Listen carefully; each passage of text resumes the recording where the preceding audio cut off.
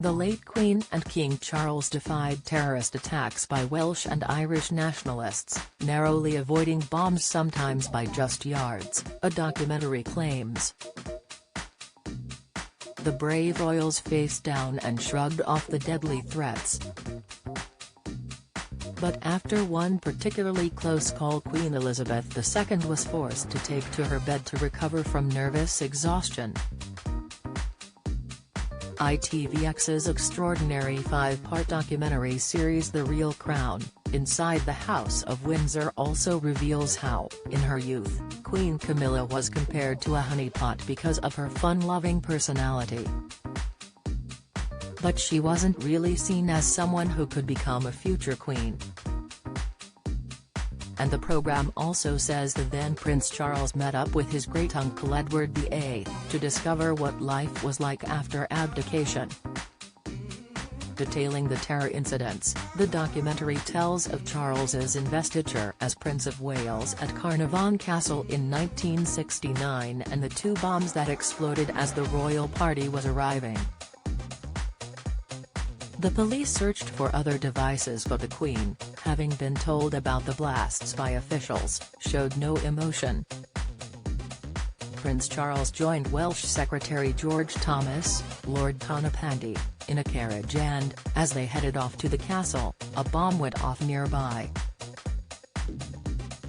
Lord Tonypandy, who died in 1997 aged 88, had previously recalled the attack.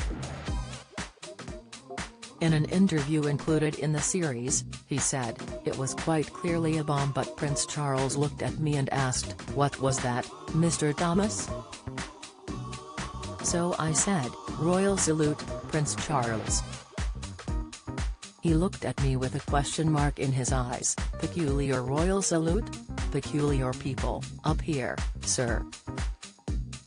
I had to say something, to cover up. None of us knew if the next bomb to go off would get the coach. But the investiture went ahead regardless. Of the 2 remaining bombs, one failed to detonate while another went off days later, seriously injuring a child. The film reveals that the Queen spent the next few days in bed with nervous exhaustion from the stress of the event. In 1977, she was due to speak at Belfast's Ulster University when a warning was received from the IRA that a bomb had been planted on the campus. The monarch refused to cancel her speech calling for peace. The bomb went off 4 or 5 hours later. As the royal party left the university, Prince Philip was heard to say, "Well, that's that. All they can do now is try to sink the royal yacht." 2 years later, the IRA killed Lord Mountbatten and 3 other people, including 2 children, when a bomb exploded on his 30-foot boat Shadow V, off County Sligo, in August 1979. The loss was particularly felt by Prince Charles.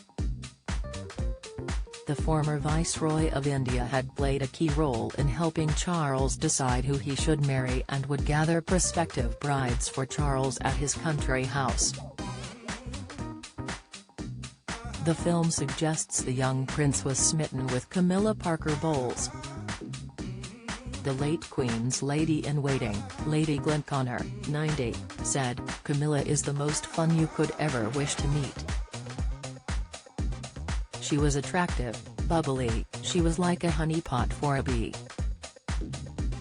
But royal reporter Robert Jobson added, "She wasn't really seen as someone who could become a future queen." And back in 1970, the newly crowned Prince of Wales was intrigued to know what it would be like to give up a life of duty. He arranged a secret meeting with his great-uncle the Duke of Windsor, formerly King Edward VIII, who abdicated in 1936 to marry American divorcee Wallis Simpson. Charles wrote in his diary, "The whole thing seems so tragic, the existence, the people, the atmosphere.